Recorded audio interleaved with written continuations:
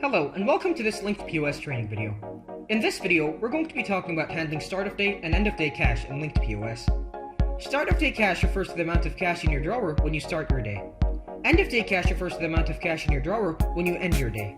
When you start LinkedPOS on a new day, this window will pop up. This feature can help you maintain store accounting security and manage daily sales.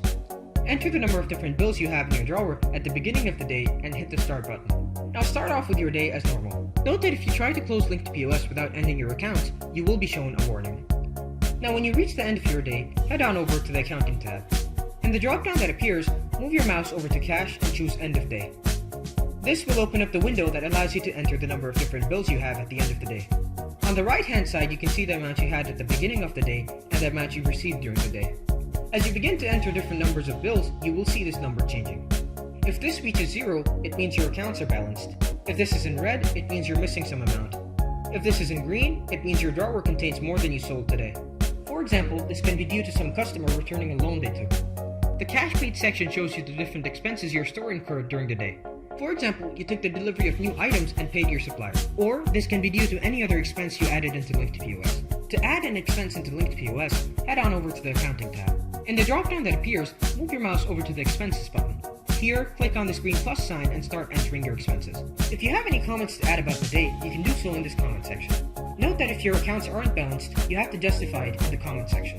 Once done, you can hit the print button to print the report or just press End to continue without printing a report. Note that this start of day and end of day feature is directly linked to the date and time of your system. Once you hit End, your accounts will no longer be maintained by this feature. However, they will be maintained properly behind the scenes. For example, let's say that you hit End before closing your store and proceed to conduct transactions. These transactions will be properly maintained behind the scenes. To change the different bills you have in LinkedPOS depending on currency, head on over to the Accounting tab. In the drop-down that appears, click on this Accounting Options button.